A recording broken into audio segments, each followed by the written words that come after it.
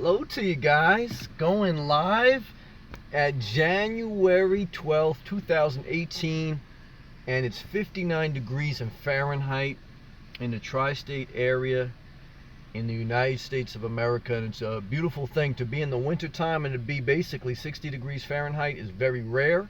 So it's a couple days of warm weather, and then next week back to the 30-degree weather. But I'm thankful. I feel good as always. During my live stream, I pick a specific topic to talk about. But one of the best parts about going live is the interaction with the viewers. I enjoy taking the comments and the questions from the viewers, and I do that throughout the live chat.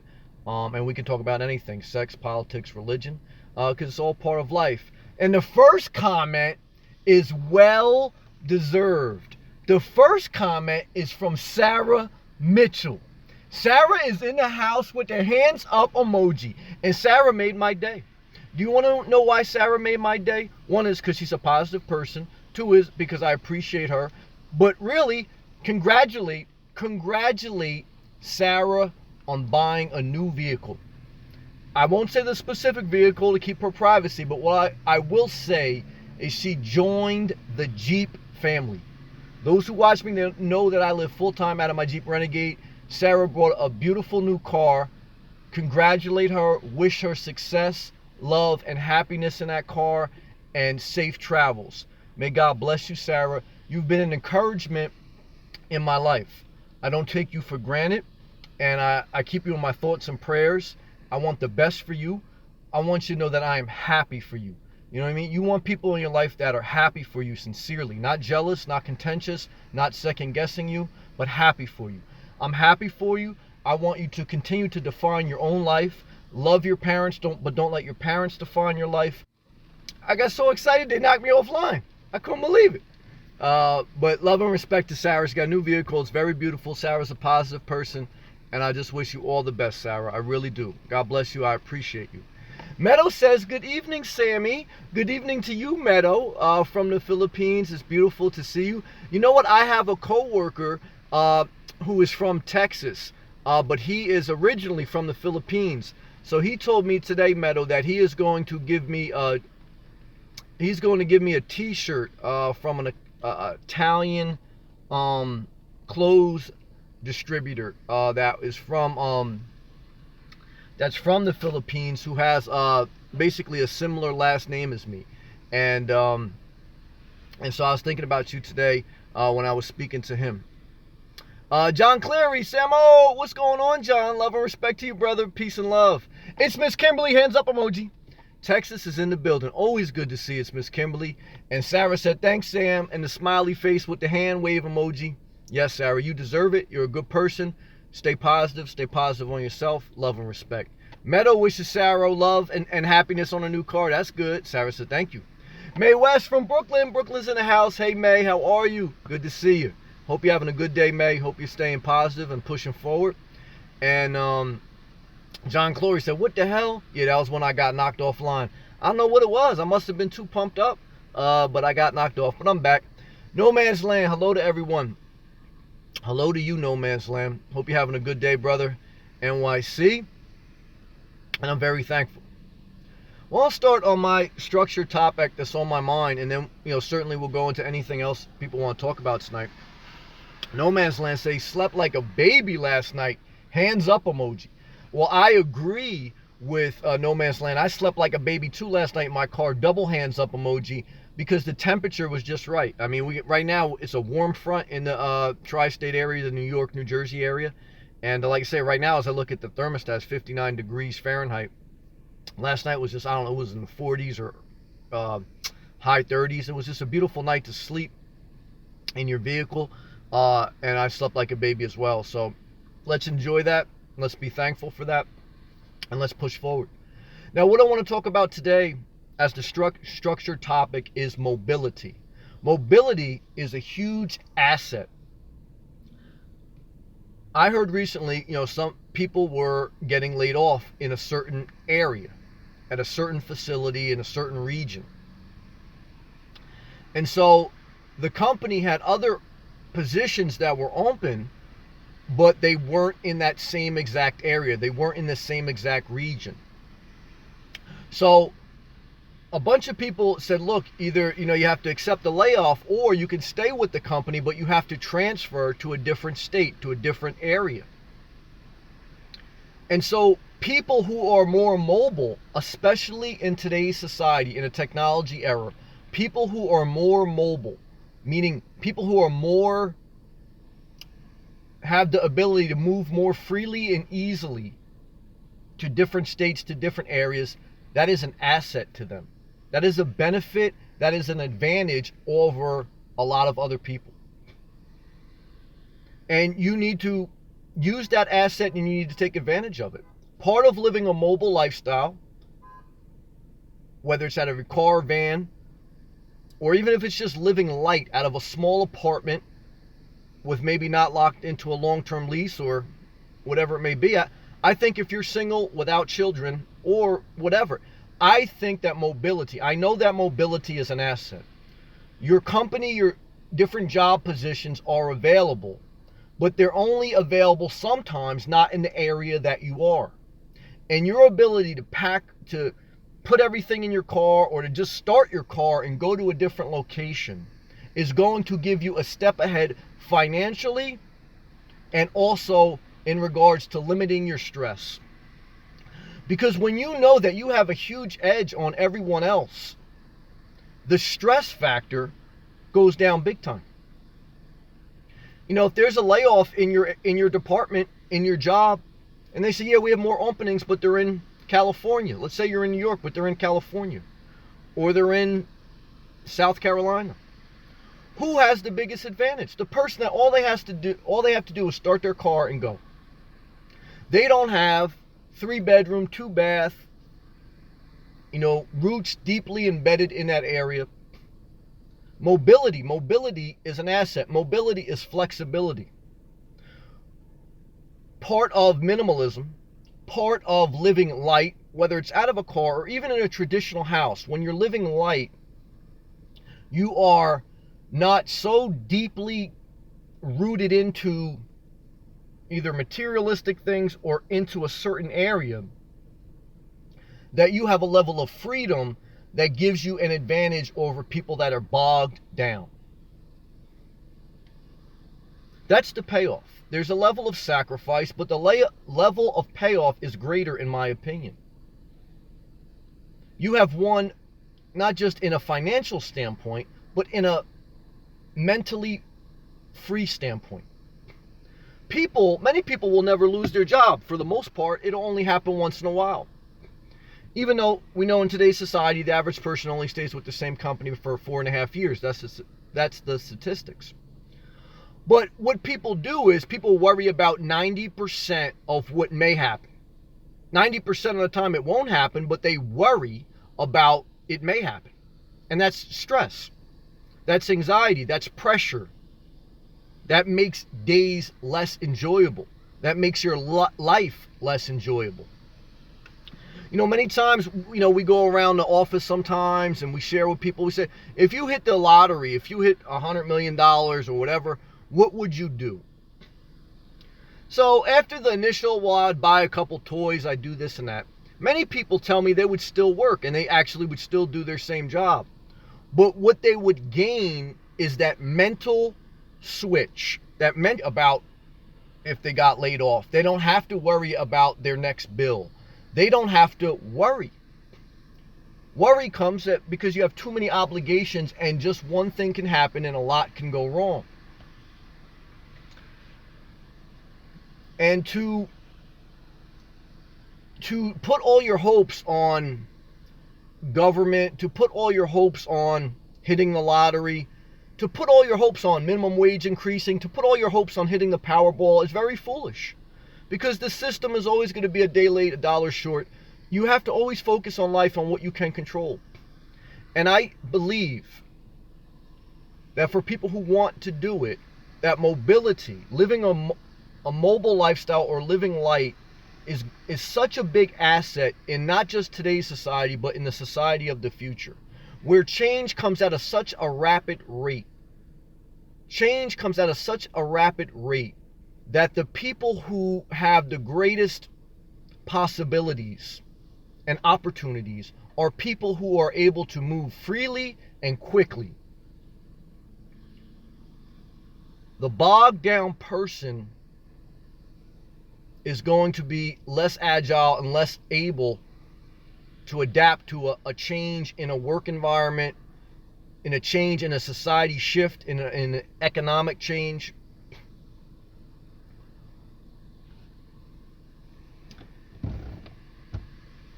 And I think that as we talk about in life, and last night we were talking a little bit about, getting degrees and how much a college education is worth it during our freestyle session.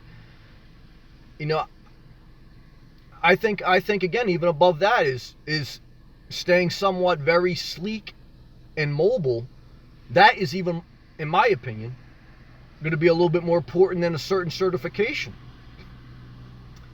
Because I remember watching a documentary about when there was the Great Depression, 80 years ago, whatever it was, almost 100 years ago, whatever it was. And part of economic stimulus was infrastructure spending.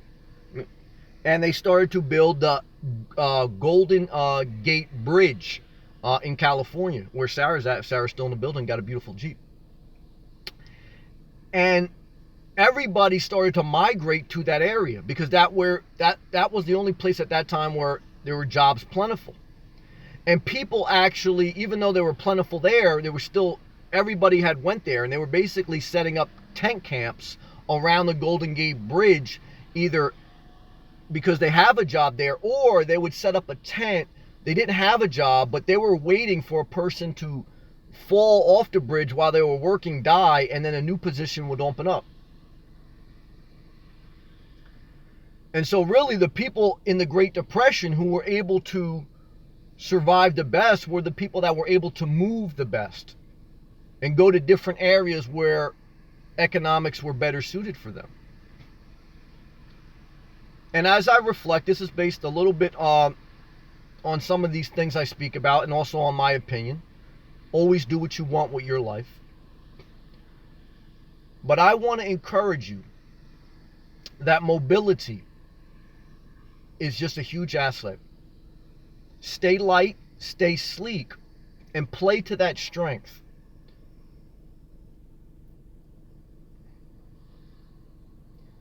Play to that strength, especially when you have the opportunity to do so, especially in your youth, especially because as you get older, your mobility is going to be less. Travel takes a certain bit of wear and tear on the body. It's just like anything else. The older something gets, the less mobility it has. It's restricted.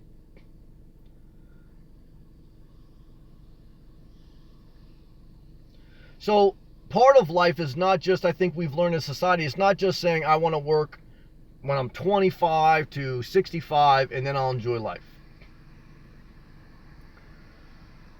Part of life is those are always going to be your peak earning years. And you need to earn, you need to work. But you will get the most out of life and the most out of your skills and ability when you add the asset of mobility. And you add the mental freedom that comes along with it, so that you can be more creative, so that you can take more calculated risks, so that you can be more yourself. That's going to give you an edge up.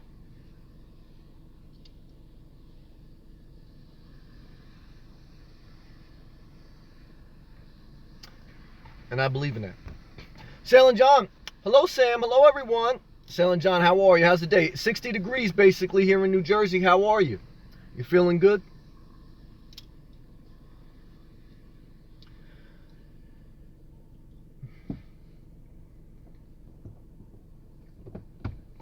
And mobility, and now I'm going to talk about specific. Mobility doesn't just.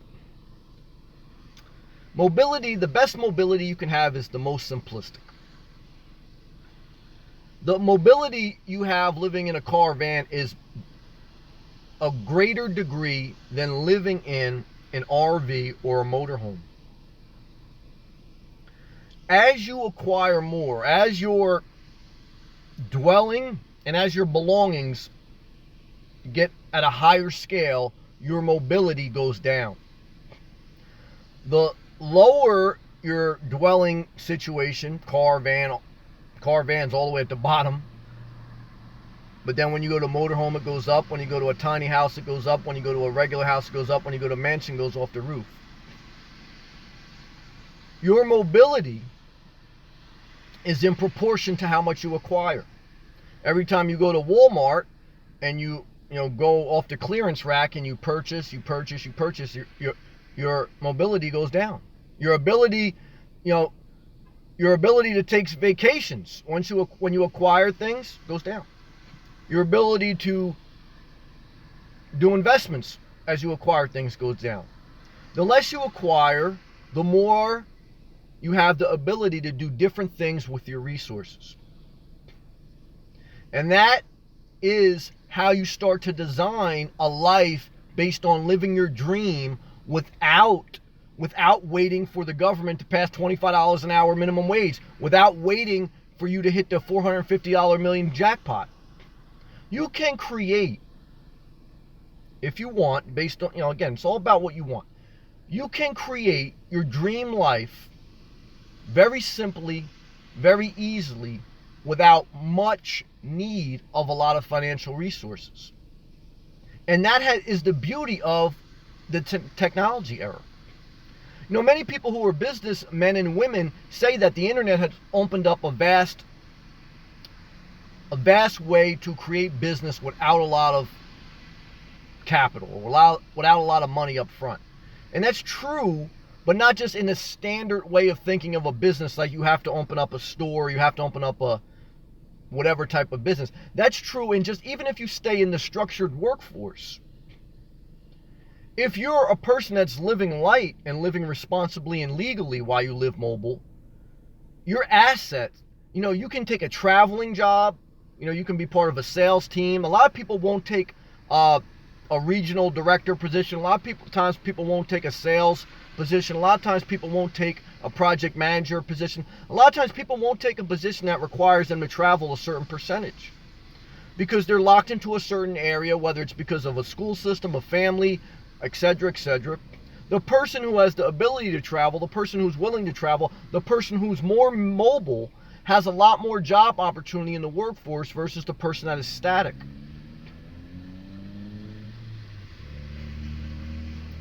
And so, for me, my mindset behind a mobile lifestyle, behind using that as an asset, is not based on living cheap and living free and being a campground host. Mine is saying you can be in the corporate world, or you can be a nurse, or you can work at Lowe's, or you can do whatever you want. But you can move within that organization, and you can get other jobs at a high level and use your asset to build up your wealth and to build up your resources to start endless opportunities. Business, investments, travel, vacations, all those things are at a greater scale. And you have to start to define them and not just get into a zombie world of, okay, I want to live mobile and I want to daydream about it, or I am living mobile now and I want to daydream about it. No. An asset is meant to be leveraged. So an asset is something that you have that's a resource. It's not meant to just be plopped on. So use that resource to continue to build on your dream, on your vision, so that you can then go to the next level and you can progress into the things you want to do.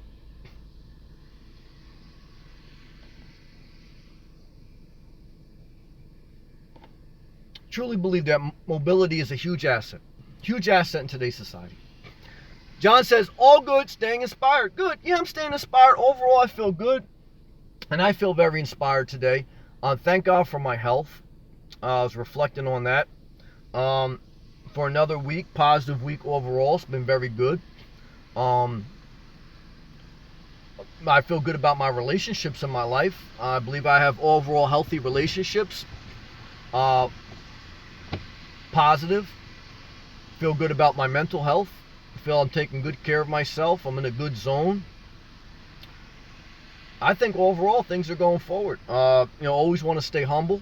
Humility, you got to stay confident. You also got to stay humble. Anytime things can change. But I would say overall, it's a good thing. It's a good thing, and you got to be thankful and keep pushing forward. How's everybody else's day going? How's your week going? What's on your mind? What do you want to accomplish this weekend?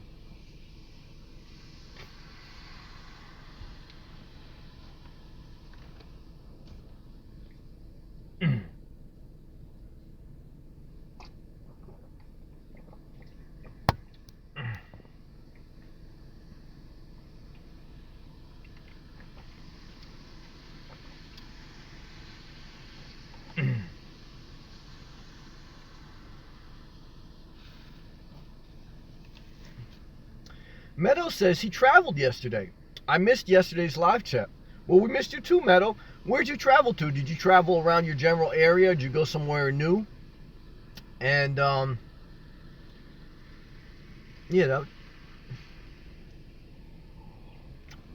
traveling's good for your mind. Expand your mind. Expand your creativity. Keep yourself going. Water is good for your body.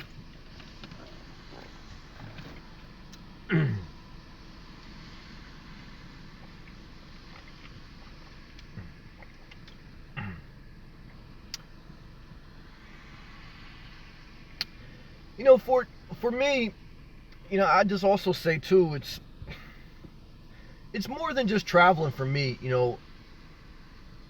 May West says, shout out to you, Sam, for recommending The Ultimate Warrior. I spent the whole day listening to him.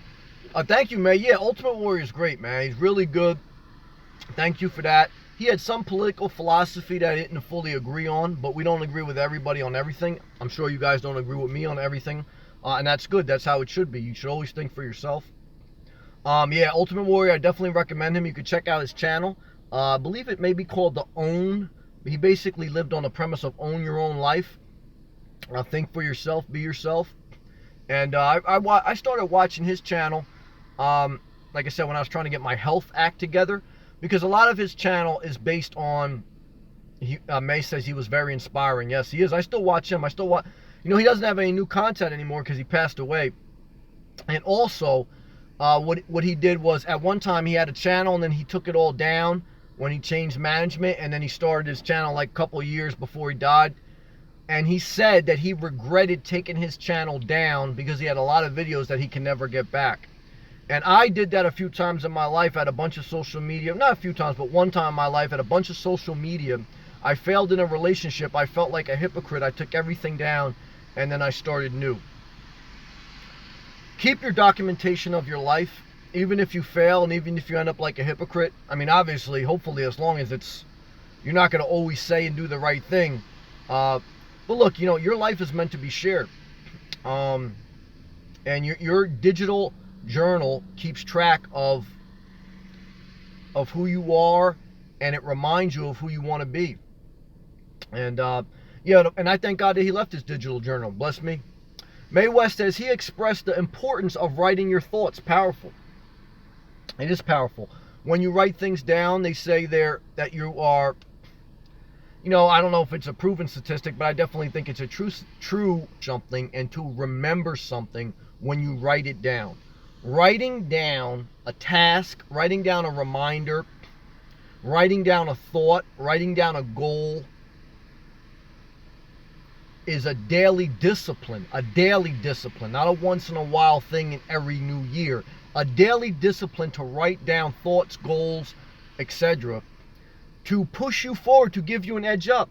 I'm talking about mobility, because if your department gets laid off and they have a job in a different state, mobility is an asset. If you write down your goals, your visions, your thoughts, you have an asset, you have an edge on someone who is just winging it and not structuring their thoughts with a pen and paper. These are all habits, these are all insights, these are all advantages that you can have to live a more happy, fulfilled, successful life. And that's what I'm into. Not so you can compete and become like the world's richest person. Now, if you can, then God bless. I think that's great. I think we all want to be that to a certain extent. But so that you can be more you, and so that you can take your life and live it to the max, and not just be someone who's totally consumed by, the political event of today. That you can be engaged in that, but you have more joy than that. If certainly, I speak up on political issues. I like to talk about them, but I see people that their whole joy of the day is just to talk about them. And I, usually during the course of the day, I speak on a political issue a couple times during the course of the day. But more than that, I speak on my own dreams. I speak on my own passions, on my own goals. And that's part of a successful mind, is writing down your dreams, your goals, your thoughts, not writing down Donald Trump's goals, dreams, and thoughts. You understand what I'm saying? Address those things, but stay well balanced. Stay focused on your life and what you can do to improve. That's very important. And she says, R.I.P. Ultimate Warrior. I totally agree with that. Meadow says, went to a different city 2 hours away. Good. And went home the same day. It was for a meeting, a venue visit. I will travel later again to some relatives, Sam. That's awesome. May, I think it's really cool anytime we can travel outside of our 30-mile radius. And a 30-mile radius is usually about a 45-minute drive. So if you travel 2 hours, you got outside your bubble. And studies and science does show that when you see new things, it stimulates your mind and it sparks that level of creativity. And that's a good thing. And that's another, asset of the mobile lifestyle, where I think it keeps you in a good place mentally, is where you're seeing new things each day. Even when you're structured and you're in a certain area, each day is a little bit of a new day. And you don't get exhausted by the monotony of the day, because every day is a little bit of an adventure. And what does that do? That keeps your creativity, your mind, in a very creative, nourished, fulfilled way. A lot of times people get bored with life and they post things like, I need a vacation getaway. But for me, the mobile lifestyle is almost like a daily getaway. It's not fully that, but it's somewhat that, because the new things, traveling, the new different areas that you go on a normal basis, that keeps your mind stimulated. And I just think that's a healthy thing for you, if that's what you want to do. So good job traveling. I think that's good for you. I think that's good for anyone who wants to be a leader. I think that's good for anyone who wants to live the best life quality. A certain level of your life, I didn't always embrace this. And that's the reason why I could look back and, everything has a season. But I can say that as I grew and matured, when I traveled and when I started to travel more, it helped me grow to another level.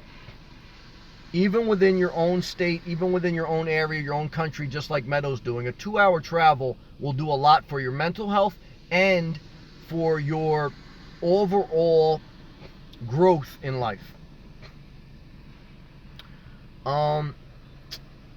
Margarita, hey Margarita. She says, I love journaling my days. That's right. So I appreciate you and sharing your thoughts. I have journaled for many years. Now that I am 73, I forget some things from the past and I look back and review it. Well, that's wisdom. Thank you for sharing, Margarita. Thank you for leaving a comment. Yeah, definitely as you get older, I mean, that's an asset to you to write something down. I mean, me, I'm 37. There's things that if I don't write down, I don't remember properly. And what you do is when you write something down, you free up your mind to stay creative.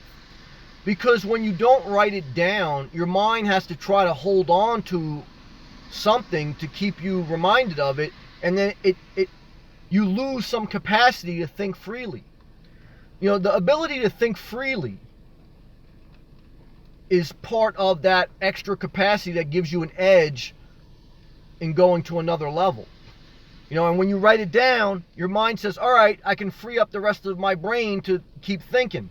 When you don't write it down, your brain says, I have to hold on to this, and it's not free. So that's another way that, that written down habit, and I'm going to say habit, not an annual thing, but to write down your goals, to write down your tasks, to write down what you need to do daily. That habit is part of a successful mind. It's part of a better quality life, in my opinion. Now, I don't write things down with a pen and paper for the most part. I write things down in my phone as a calendar reminder. So if I need to remember, like every night at, I think my calendar thing just went off. Like every night around 8 o'clock, I have a reminder in my phone that says brush your teeth, brush and floss your teeth. Just daily things. Obviously sometimes I have big reminders like, you have this appointment, you have this conference call. But even small daily tasks like that, I put in my phone as an alert reminder, because it keeps my mind free where I don't have to, I let the, that's the part of automation that's changing the world, is that let the computers do the monotonous small things that you don't have to worry about, so that you can free yourself up to do the greater, more creative things that computers can't tap into, that level of creativity and imagination. Computers are ones and zeros. Computers are software programming. They're mathematical formulas, that algorithms that produce, X plus Z equals this, etc., etc. Your mind, in addition to being able to structure, mathematical problems, the greatest asset a human has over a computer is your creativity, your ability to think abstract. And so when you can write down a monotonous task, such as, I have to go to the store to pick up, toilet paper, and I don't even need to do that anymore. I use public bathrooms. I just saved on toilet paper. But when you can free up your mind and you don't have to worry about those small monotonous tasks, you let the computer, you let your phone do that, then it just opens up a whole nother level of abstract and creative thinking. And that's a healthy thing. Mae West, I have some Nomad questions tonight. Good, shoot. I'm looking forward to it. I love talking about that. May, do you go to the gym in the evenings or the mornings? 90% of the times in the morning. Your most productive hours in the day are 8 a.m. to noon. If you wait till night, you won't have the energy levels and you won't have the mindset to be able to get into the gym on average. And so now when I'm at a work schedule, that's a little bit different, because, as far as when I have to be in the office, that's the variable. But when I'm not in the office, it's definitely the first thing in the morning. And when I go to the office, then it could be at night. But I work a level of remotely, so take that in perspective. But I would recommend, when all possible, do it in the morning, first thing, basically after I get my coffee. So that's the answer to that question. No Man's Land. I'm getting better at nomad life, Sam. Laugh out loud. Even forgot what it is to rent. Laugh out loud. Amen, No Man's Land. Me too. Like I said, if you can get past living mobile, if you're going to define that living in your car, van, or RV, or whatever, once you get past 8 months, I want to say, your life has changed. It takes 9 months. Let's just say 9 months, because it takes 9 months to give birth to a baby. I always say it takes 9 months to birth a new lifestyle. First couple months are very rough living an alternate lifestyle, living mobile. But if you get past 9 months, you now have an asset, a proven asset, that you have the ability to go anywhere, to do anything, and to live very low expense wise, to free your resources up to do something else. And it's inspiring. Like I just figured out the other day, it seems stupid, I was sharing with somebody today, that for, the first until about 2 months ago, the first 10 months, when I would sleep, I would put my legs in between my passenger and driver side, in between my driver and passenger seat console. And that's where I did a video about that. What I realized just in the last month, I don't know why I didn't think of it, I didn't realize my passenger seat in my Jeep Renegade folds all the way down, almost on itself, that I could fully extend without any problem, without removing my passenger seat. And that just made my sleeping experience that much better. And so, to me, the nomad life, once you realize it's for you, there's some people that'll start the nomadic life, and they'll realize it's not for them, and that's okay.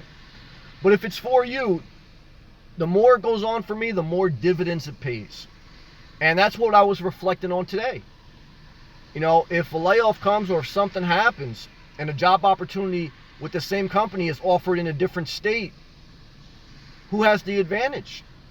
The person who's mobile. You know, if a person has a house with their kids in a school system or they're doing whatever, and they say, yeah, sorry, we got to lay this department off, but there's jobs in California, I mean, you know, that's a huge asset for you to be able to just go and move. And you can decide if you want to do it or you don't want to do it, and your expenses are low. I mean, the mobile lifestyle, if it's something you want to do, I just think it's a huge asset. I really do. Now, you need to do it legally and responsibly. So you need to plan it out, and you need to make sure that it's for you. But it's a good thing.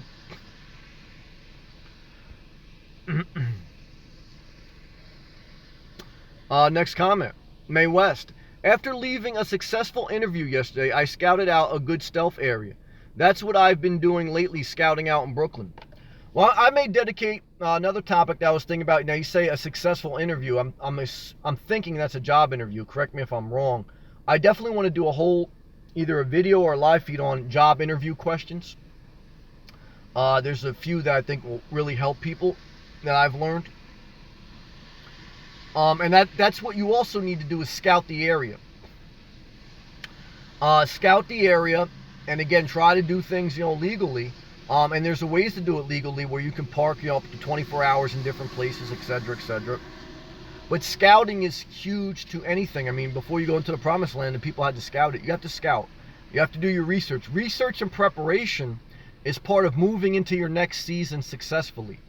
And then even when you do your research and preparation, there's going to be some variables that just change. But at least you're somewhat prepared. That's wisdom. May West, I haven't written my diary in a long time. I will do some writing tonight. Amen, May. And when I say a diary and a journal, my diary and my journal is a Facebook post. It's an Instagram post. It's a YouTube video. You know, people think of a diary as like an old book with a lock on it, etc. That was 2 generations ago. Today's diary is digital. It's your Instagram post, it's your Facebook post, it's your YouTube video, or it's whatever other platform you use for your self-expression. What is a diary? A diary is self-expression. Every time you self-express, you heal, you articulate your thoughts, and you improve your mental health. And you also focus your energy on a specific thing. And even if it's not necessarily positive and you say the wrong thing or you do the wrong thing, it gives you the accountability to grow. Because certainly every diary entry, every post, every video, every whatever you do is not going to be good. You know, part of improving your life and getting better is doing things sometimes that aren't good. You know, there's no way you go straight up without any type of failure. And part of the journey is to document that, good and bad, and to self-evaluate and to self-express. That's part of the journal. Nomad Land. Goals are purpose. If there's no vision, people perish. Bible quote. I agree with that. A vision is the ability to see where you want to be long term. And once you know where you want to be long term, your short-term decisions are based on your long-term vision. You don't get to your vision without making decisions. Every day you have to make decisions. Every day. And the only way you make decisions to get you closer to where you're going to be fulfilled, happy, less stressful, more inspired, is if you have a vision of where you want to be long term and what you want to do with your life long term. The vision is something that's inside of you that gets you so inspired that it gets you excited about life again. Keep the vision close and reflect on it often. And refine it as you go. Without that, yes, you do perish. Without that, your vision is not of your promised land. Your vision is of Donald Trump. Your vision is of a news media story. And whatever, I'm using, it could be any president. It could be President Obama, it could be Clinton. I'm trying to use the parable of real life. Real life. People every day, they love masturbating to real life, you know, current news things, but they don't have any energy focused on their vision. Their energy is focused on someone else's vision. Shame on you. Get involved in current events and all that to the point where you add your voice, but you damn sure better have a vision. You don't change this world by focusing your energy on someone else. You change this world by putting your energy and your focus and your drive into your vision, because your vision will change this world. in a way. Some people's vision change it in a real dramatic way. Some people change it in a small way. Your job is not to figure out the entire way the world turns. Your job is to focus on the dreams, the goals, and the vision God put inside of your heart. Not Donald Trump's heart, your heart. Don't get so distracted with someone else's life that you forget to live your own. That's very dangerous. And that's not helpful. And that's why, like my man No Man's Land, that's why people perish. When they don't have a vision for their life, they start to get to consume with someone else's life. Not good. Good comment, No Man's Land. Sailing John, so true, exclamation mark. I wrote some sticky notes on a post wall, so I'm assured I stay on track. Amen. Staying on track is keeping your energy focused daily. Daily habits. Daily habits are what take us to our long-term dream. Sailing John. Nomad's life is awesome. Free to go any moment and love it. That's right. Freedom is an asset. The freedom to move, the flexibility to move. It's able to get John to keep his vision close next year, 2018. To take the job that Sailing John currently has. The flexibility to live light. Mobility is a huge asset. And the Nomad's life tied into that is, but if you use that asset as leverage to get you closer to your dream. I don't believe you use that asset just to plop in the back of your van and roll around and do nothing. You use that asset to be more creative. You use that asset to start a business. You use that asset to be financially free and become a TV producer or artistic person or a business owner, or to be more assertive at your job because you don't have the mental anxieties hanging over your head that if God forbid something goes wrong, you can't be yourself. That asset of mobility, of freedom, of a nomad life is so that you can increase who you are, so that you can be more of you without the pressures, without the rigor of a static, restricted life. Mobility is freedom, the ability to move very easily, and that gives you the strength to be you. May West, when settling in at the night, how long does it take you to put up your dark curtains? 5 minutes. Let's say I go to a Walmart parking lot tonight, which I'll probably do to set up. I will go in. I have to get a new jug of water. I have my window cover. Let me show you. So for me, I have my window covers back here. I put the ones up in the back. I wait till I pull into my location, and then I put the ones over my front and my side passenger driver car windows. So about 5 minutes. I do the back ones first so that when I get to my final, the key is you want to prep your car to the point that when you get to your place where you're going to sleep for the night, you don't have to get out of your car. You pull up to the spot quietly with your music off, and then you go to your spot you're going to sleep, and then you don't get out. I don't get out of my car. Then I just put the front ones up and I go to sleep. Again, you don't want to draw attention to yourself. Again, you want to be legal. But the pre-set up means that you don't set up your car when you get to your location. Before you get to your location, you put everything up so you don't have to get out of your car. Then just the front window covers I put once I've parked. And I don't make a lot of noise, and I go right to bed. I don't go to the area that, the key is, you don't go to the area you're going to sleep until you're right about ready to sleep. And then you wake up first thing in the morning and you're out of there.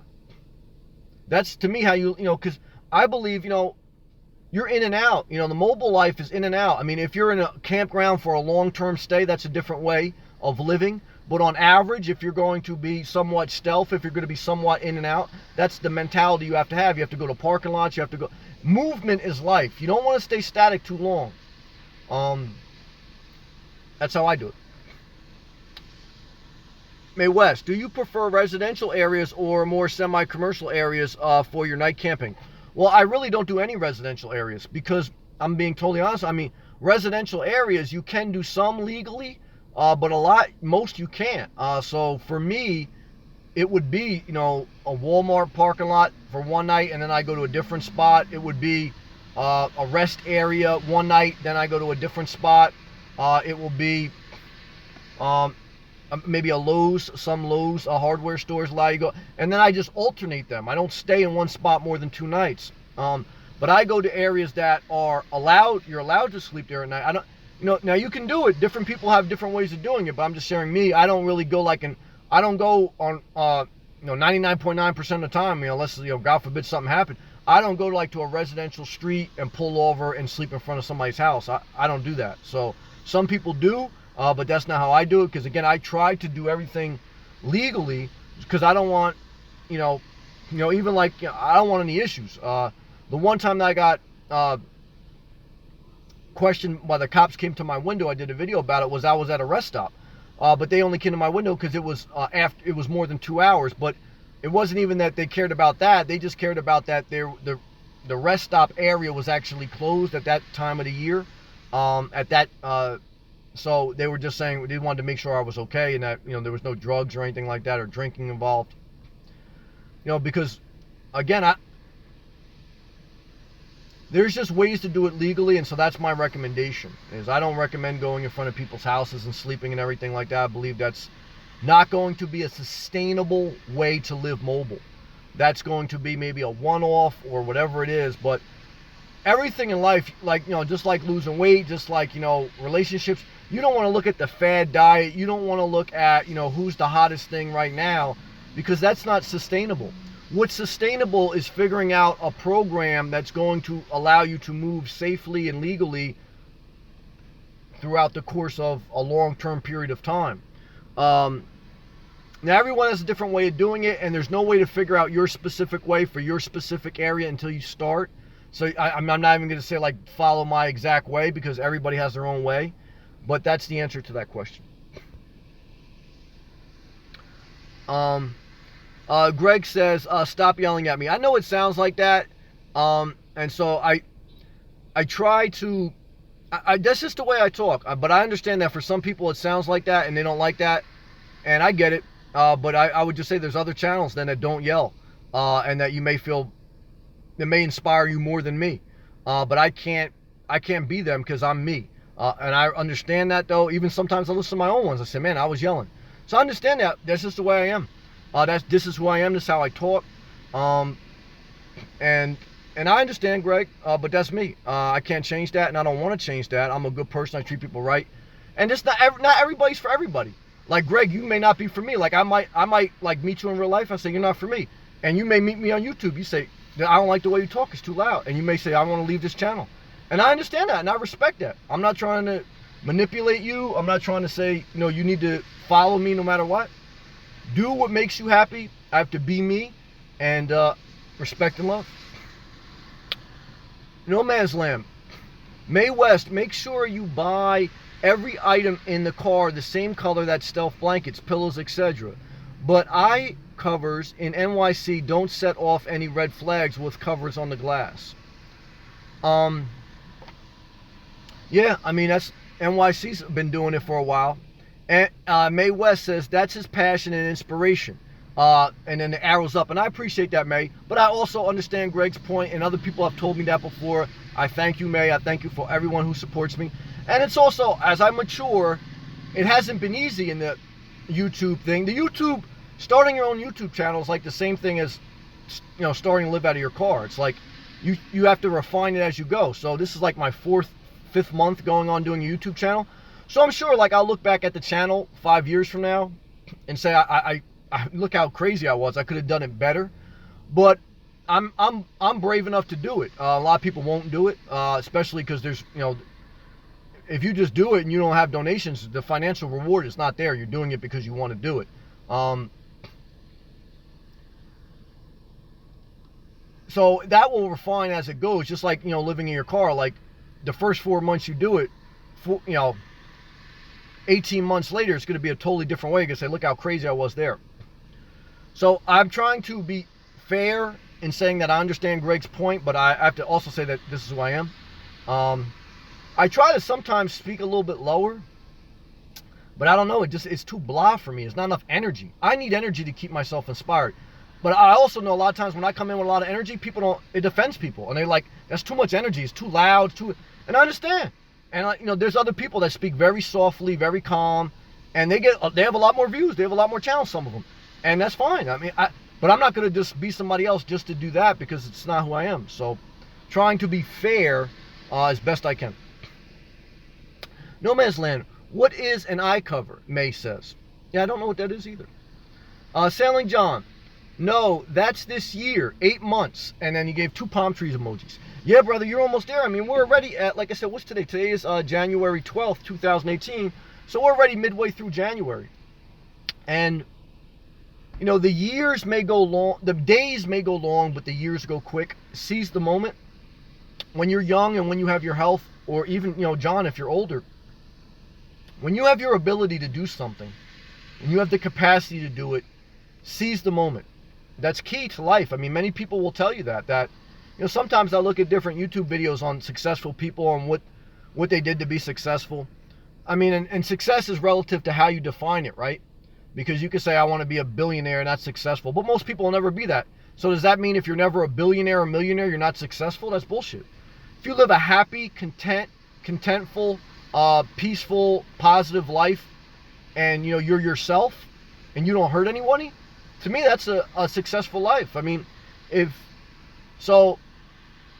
and also if you take steps closer to your dream and you express those dreams and you live them and you inspire others, I mean, that's success. So you're living it, John. I mean, John, well, one is John, just from not giving up on life after he lost his wife. I think that should be admired and inspired. 2 is setting goals and plans and making dreams and keeping a vision close to his heart and getting back up. John has inspired me. I'm looking forward to hearing John's journey, seeing videos as he keeps going closer and closer to his dream in Florida and wherever that may evolve to. And that's why I encourage you to keep doing videos, to keep sharing your life. That's your diary. That's your digital journal. I would love for you to do videos about all the different times in your life, not just that. Some people will like it, some people won't. Some people think you're yelling at them, some people will love you. There's no way, But again, if you're not hurting anybody, I think you're growing. And I think that's a positive thing. No Man's Land says, like for sleeping. Trend News! Kenla's in the building. Now, I'm definitely yelling because Trend News got me excited. Oh, good to see you, Trend. How are you, brother? Trend. Hey, Sam. Watched a couple of van lifers today. Both say van life sucks. To make a long story short, it is better to be a nomad on your own, not as a couple. And then he also says 2 people living in a van can drive each other nuts. And that is what is happening. And that is happening to this couple. Well, yeah, I mean, anytime you get, 2 people together, that's why I did a video that I don't think you can be like in a relation or married or whatever and 2 people live in a car. At minimum, you need an RV or motorhome. Why? Because once you add another person to the equation, you need boundaries. You need personal space. Part of living a well life is having your own space to recharge your batteries, having a quiet dwelling place, and to have a place to reflect and to be by yourself.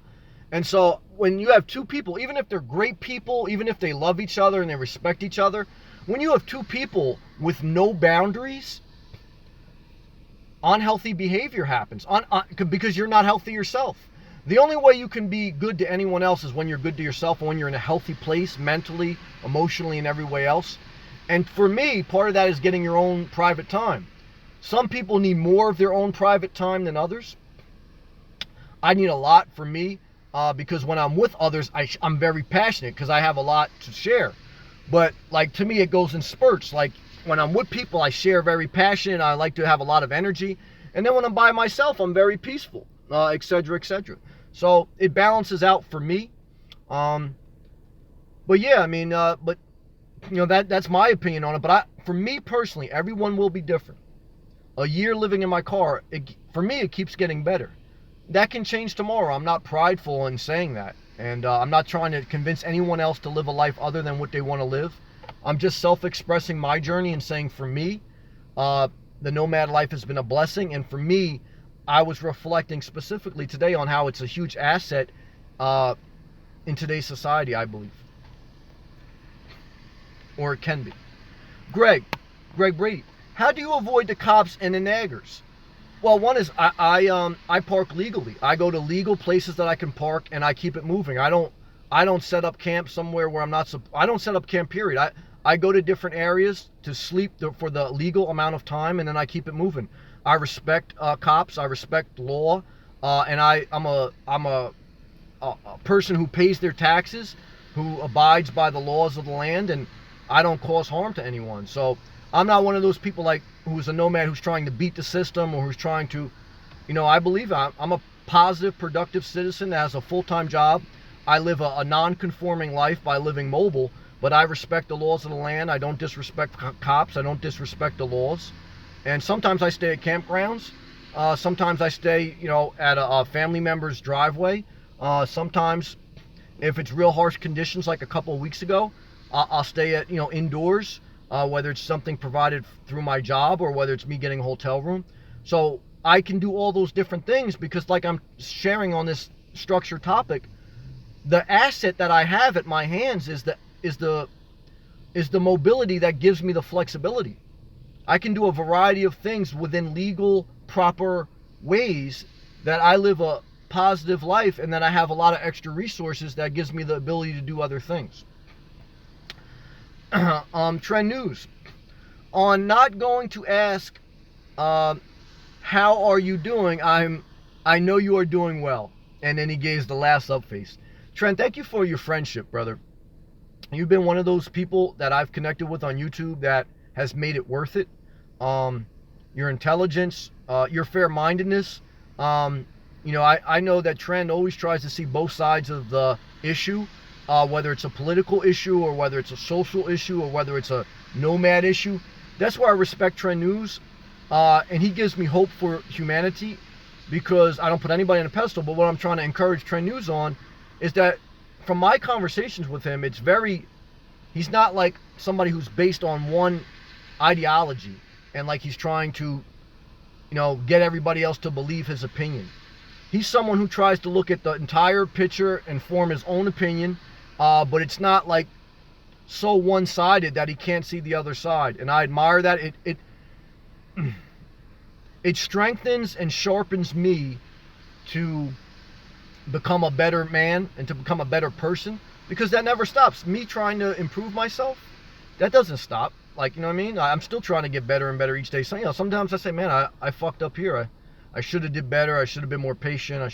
So that doesn't stop. And when you have good people in your life, you don't get disillusioned.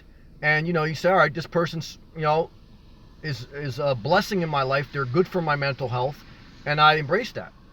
And that's what the value, and that's why if I feel somebody's not good for my life, I block them. Not because necessarily I have a different opinion. Sometimes it's because, but, mainly because I don't vibe. And so, but I'm just saying all that to say thank you, Trend, and thank you everyone who has that mindset. May, I found out that Walmart in Secaucus allows overnight. Secaucus is a very populated area. I know Secaucus very well. I'm doing my homework, but hands-on advice is key. Yes, Secaucus is pretty much almost right outside Manhattan. I don't know what it is. It's like the last train stop too. That when I take the train into Midtown, Secaucus has a lot of job opportunities. So yeah, I'm not familiar with the Walmart in Secaucus. You're still very close to the city. You may have to come a little bit more south, but there's definitely in Bergen County. Definitely in Bergen County, there's different Walmarts that will allow one night. But what you'll need to do, May, in my opinion, is that you're going to need to find 3 or 4 areas that allow you to legally park for one night. And then you'll have to, every night, go to a different one and have like a rotation. And then, again, you only go to that spot, at 10 o'clock at night or whatever. Then you go to sleep, you wake up 5 a.m., 6 a.m. in the morning, and then you're out. You don't abuse that privilege, and then, you keep it moving. So that would be my opinion. May, I decided to keep my decision for a nomadic life away from my friends at this time, all caps. I agree with that decision. I don't want to hear the naysayers Don't need approval or acceptance from anyone. Mae West, you're a wise woman, and I agree with that mindset. That's what I did. I didn't tell anyone. I didn't tell my parents. I didn't tell my friend. I think I told one person close to me, and that was tough. Why? Because when you have a baby, you don't tell anybody that you're pregnant for the first 3 months because you don't know if that baby's going to hold in your system. When you're getting ready to start a new unconventional lifestyle, you don't tell everybody because you're scared and you're hurt. The last thing you need is more people, whether it's a naysayer, whether it's somebody judging you, or a lot of times it's just going to be people that don't understand because a lot of people don't do what you're going to do. So, but you don't need that extra mental pressure on you. You need all your strength to keep you inspired and keep you strong enough to do an unconventional thing. And that's part of building yourself up and self-care, taking care of yourself well. So as long as you're not hurting anyone, and you're not hurting anyone by deciding to live mobile, then you don't have to explain yourself as an adult, and you don't have to justify yourself to anyone. You have that right. And anyone in your life that can't accept that, or that gets mad at you for not telling them, they're not for you. There's some people, my father got mad at me for not telling him. And then when I told him, well, I tried to tell you and you started to judge me, because I did try to tell my father when I first started. Not that he needed to know, because I've lived on my own since, my early 20s, and I've always paid my own bills, etc., etc. But, when I first started to tell him, he just got super judgmental, and I said, look, it's my decision. I mean, I could see if I'm asking him to, borrow money, or if I'm saying I'm going to have to live in your driveway, then he certainly has a right, or anyone has a right to say, fuck that. But if I'm not asking or inconveniencing or hurting anyone, I and you don't have to justify yourself to anyone. And to be honest with you, if you do, then it shows you that person shouldn't be in your life. And that's my opinion. I agree with how you're handling that. Sailing John. Thanks, Sam. Likewise. Amen, brother. Sailing John's another person that I've met through YouTube that has been a huge inspiration. And I don't during the course of my day, I think about some of you guys, man, and I'm thankful. I am very thankful. You guys, you help me, and you're a blessing to me. These live chats, like I say, they provide a level of being connected that's a blessing to me. May. Trend. I watched a couple like that in Van. They broke up, got divorced, and started separate YouTube channels. Well, yeah, and don't forget too, Bob Wells, he started his original YouTube channel with another guy, like just as a friend. They got into a tiff, and then he started his own channel about a year ago. Divorce is, it doesn't matter if you're living in a van or a house, the divorce rate is a 50% chance. Marriages, 50% of them end in divorce. So, there's no, that doesn't increase the odds or decrease the odds if you live in a van. It's just the same thing. And the other thing is, even business ventures, business ventures that have partnerships are harder to succeed. You have to keep two people on the same page, and that's very hard. So, that's all part of the deal. May. The nomadic lifestyle came to me after asking the universe for guidance. It was like an Oprah aha moment. Eureka. Well, one is, I may vote for Oprah if she ran for Donald Trump. But two is, I'm not a huge Oprah fan. I think she deceived a lot of people when she bought into the Weight Watchers program. And I'm not really 100% co-sign her. But I understand what you're saying about Oprah. And I understand you asked the universe. I seek God, but I believe in the same way as far as you should seek whatever you want. But I also just think it's a level of common sense wisdom. If you can do it responsibly, you're basically lowering your risk, you're lowering your financial obligation, you're increasing your flexibility, but what you're sacrificing is a daily safe routine, structured routine. You have to have a little bit more discipline in waking yourself up on time. You have to have a little bit more mental wherewithal to adapt to variables. If you don't have a mind that you can handle change, living in a car doesn't suit you well, in my opinion. Because part of living in a car or van is eventually you'll get a schedule, but what you really have to have, I think, above all else, is a mind that is flexible to change. Because every day is a little bit different. And that's just what comes to mind. Trend News, thanks, brother. You're a straight shooter, and I like that. And I appreciate that, Trend. Thank you, brother. Just before dawn, greetings, everyone. Just chilling after the mall, staying warm. Yeah, just before dawn, he's another great viewer. Now he's living out of a minivan, and he's also been an encouragement to me. And I think, a lot of people that, if you have questions for the Nomad life, I think you should also direct it to Just Before Dawn, because he's done it successfully now. How many months has it been? 3 months or so? Down in the Georgia area. And that's another person that has actual life experience, that's not putting up a show. He's not promoting anything. He's not asking for donations. So it's like, he's living an honest, good life, and he has a lot to offer to the conversation for people interested in the life. So Just Before Dawn, welcome, brother. Agreed, Trend. Sam is a straight shooter. Like that. Thank you both, man. I appreciate you both. Trend. I hadn't hung out at the mall in a while, at least 10 years. My goodness, you can tell that retail's dying. Yeah, I was going to do a video on that. Good point, Just Before Dawn. Never thought a mall could be slow on Friday evenings. That's so true, Just Before Dawn. I was in the mall the other day myself. Oh, I think I did a video on that. Just to walk around and get exercise because it was like cold outside. Yeah, I mean, the world's changing. And the world, through technology, we're not in an industrial era, we're in a technology era. Technology is all about, the mobile phone and being mobile and doing things remotely, yet still being so interconnected. So the more you have a mindset of that, and you embrace the way society has already shifted and will continue to shift and will shift more often, you will realize the value of mobility and an asset that it is to you.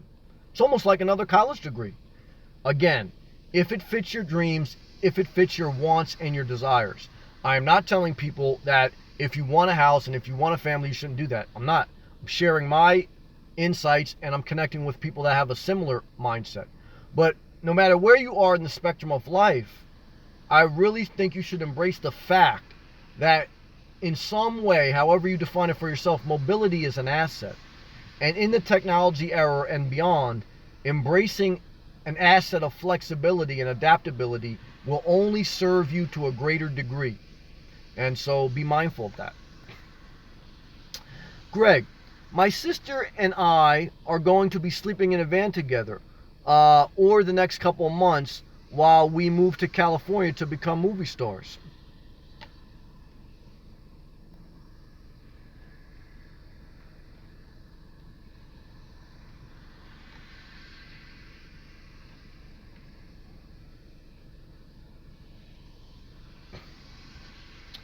Yeah, let me just get rid of Greg. I mean, it's a shame that Greg...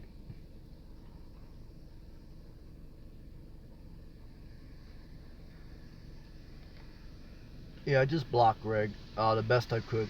Yeah, I mean, that's part of the thing on YouTube too, is that you just meet people, and that's just people you meet in life too. So they just want to play games. They don't value their own time. It's a shame because, I'm sure he's just doing it for laughs. I'm sure he's not an evil person. I don't know. But your time and your mind is a valuable thing, man. And it's really, when you do stuff like that, when you just play games with yourself and with other people, I understand sometimes just immaturity, having fun. But what you do is you just hurt yourself, and you just waste your own life. I mean, you steal your own joy. If your joy is going to come from seeing if you can get somebody else either upset or if you can, make, I don't know. It's just, it's a shame, but it's part of life. It's part of life. And, but I'm thankful. I'm thankful for the good, positive people that care about their life, that care about being inspired and not wasting time. To me, nothing's a bigger turnoff to me than somebody who just wants to waste my time and just not celebrate going forward. And so it's a shame, but that's how life is. I understand that. No Man's Land. Me too. Nobody knows my business. Yeah, No Man's Land, I agree with you and I agree with May. I mean, when you're an adult, again, if you're an adult and you're not hurting anyone, no one has to know your business because it's your personal life and that you need to have boundaries. Now, you get to decide who you want to let in more intimately than others, but that's your decision. Your business world and your job and whoever, that is a separate world, but your personal life is your personal life. May West. Rusty, another YouTube suggestion. Great video today on how the world is rapidly changing from technology to the economy. Well, and she's talking about another YouTuber, Rusty78609 from Texas. He was one of the original people that inspired me. But I got very upset with Rusty today in his comments call because he just made a statement basically how he, through his Trump supporting mindset, doesn't understand why people complain the country was better in the 50s and 60s. And the political correctness is what destroyed the country. No, what destroyed the country was mindsets like that. Because while he was a white male in Texas, women and minorities did not have the same rights as him. He had, if you listen to his whole story, he had basically a Mexican slave that tended his farm that he grew up on. Him and his family, Rusty, they grew up on a house, and a Mexican lived in their outhouse and tended the fields for them and worked for below minimum wages. It's another great Confederate way of living that was. So I disagree with him strongly on that. I rebuke him. And he supports also the sheriff from Arizona, who's now the former sheriff, Joe Aparo, I'm not pronouncing his last name right, from Arizona, who was very strong on immigration, but then he had got basically arrested because he wasn't complying with federal law. He was going against the law, and he violated civil rights by basically profiling Latinos because he was a hardliner on immigration. He's 85 now, running for the Senate. I'll do a whole video on this, but white people, as society advances, they're going to have a problem accepting that they're eventually going to become the minority. And it's a shame. Now, there will be, in America, demographics already prove it, but the older generation is holding on to the 40s, 50s, 60s. They're thinking that America is going to be like that again, where they call the shots and you don't question it. But it's a shame. The bottom line is, as society advances, and demographics already prove it, minorities will outnumber white people, okay, in America. Not one specifically minority group, but if you add up all the different minorities, they will outnumber in a collective whole, the white population. And so look, I mean, a lot of times people talk about the millennials, the next generation, have a spirit of entitlement. I haven't seen any spirit of entitlement like the baby boomer generation and what their mindset is towards this country and their lack of flexibility and their lack of adaptation. And it's shameful. Now, again, I've made several videos supporting Rusty as far as him inspiring me for the Nomad life. But as far as his social view on the world, I don't think he's a racist. I don't necessarily think Donald Trump's a racist, but I think they're both narrow-minded men that have a track record of unfair evaluation and do not think of a collective whole society. Rather, they think of their own small group that they've been exposed to in life. And, it may not be a blatant out racist or whatever thing, but I just don't like it, period. And it doesn't sit well with me. I still watch his channel. Again, and same thing with Trump. I'll still agree with him on certain things. But the mindset is I disagree with that. And I don't pacify it. I don't just say, yeah, you get a cosign from me. Because that's a lot of people like me. They say they like me that I'm a straight shooter, and I appreciate that. A lot of people like Trump because he's a straight shooter. But I'm a straight shooter without having to be so, well, one is, while still remaining, to me, I remain with integrity. I mean, I'm not perfect. But you can be a straight, you don't have to be politically correct to be a straight shooter. Like, the argument now in society is either you're a politically correct or you're a straight shooter. But you can be a straight shooter without being a disrespectful asshole. There's a big difference. So a lot of people now confuse it that if you just fucking, people loved, in New Jersey, they loved Governor Chris Christie because he talked so tough and he was so blunt. But after 8 years of fucking him having it in office, he didn't lower your taxes. He didn't change he didn't change society. He was just a hypocrite. His wife worked for a big capitalist, big equity firm on Wall Street. He sat in a governor's mansion. He was a prosecutor his whole life. He never, spent any time in middle class society. He showed that his narrow perspective when he set his butt on that beach when the public beaches were closed this summer, and he was with his friends on that private governor's beach. It's just a lack of empathy, lack of broad perspective that doesn't sit well with me. It sits well with other people, but it doesn't sit well with me. So it didn't sit well with me when I heard it from people from my family. It doesn't sit well with me when I heard it from politicians. But it doesn't mean that I co-sign the other thing. It doesn't mean I co-sign all minorities are right. Look, it's not about any race, color, culture. It's about, look, you take each individual person and you evaluate them on their merit. But as I evaluate whether it's Rusty or Trump on his merit, I see lack of merit. He wants merit immigration. Okay, his wife, he said that, the other day that basically he's quoted being said that Africa and Haiti are shitholes. We need to get more people in here from Norway. His wife is from basically a destitute land in Europe. His wife is an immigrant. So if he thinks that other countries are shitholes, does he think that his wife's country is a shithole? If so, then his wife shouldn't have been brought in the country. That's what I mean. It's total hypocrisy, no integrity. So it's one thing people say, look, I don't agree that he said shitholes, but it's truth. Those countries are shitholes. Well, yeah, but look beyond that. He's saying he wants to enforce policy that restricts people from those countries, and that's bullshit. His wife is from one of the countries that he would consider as a shithole. It's total hypocrisy. It's total authoritarianism. It's total lack of empathy and broad perspective. So, you don't want somebody to be politically correct, I understand that. But you don't want someone with such a narrow perspective that here he is, whether it's Rusty or Donald Trump. Rusty grew up with basically a Mexican slave that tended to his family's property, and he thought this country was great in the 40s and 50s. Did that Mexican that was tending his family's farmhouse, did he think this country was great? Or did he have to keep his mouth shut and tend the fields while he was in the Confederate state? You understand what I'm saying? But, so that upsets me, and that's what I speak on. And May, I didn't see that video. Yeah, I've been watching Rusty. I still watch him from the very early. So I've seen all his videos in context. Again, I think overall, don't think... Well, and one is too, Rusty's... Basically, his sons don't talk to him. So it's very similar to my father. He votes for Trump. He thinks he'll make America great again. But, here he is. Make your life great again. If your life's so great, why do your own children not speak to you? Okay, same thing with my father. You think... you think a president is going to make a country great again, but you haven't figured out how to have a healthy relationship with your own children? The president can't change that. The only thing that can change that is you looking in the mirror and taking accountability for yourself. The baby boomer generation is I know best. Or, and not all baby boomers. I have to correct myself because my mother's a baby boomer and she's a loving, kind person that's very open-minded. So I was wrong. Not all baby boomers, but that mindset to certain older population.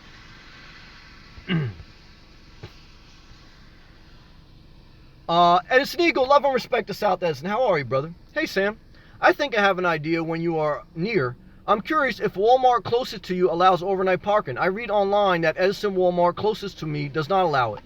Yeah, basically what you can do is, I would just call the local Walmart wherever you're by and just ask them. Ask the store manager if you allow single night overnight parking.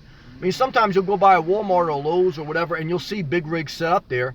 That's a sign, but you can always just go in the store and ask the manager. Ask to speak to the manager and ask him your policy. That's the best way to go. May, didn't the baby boomers become the hippies, or was that the generation before? No, Rusty said himself he was a hippie.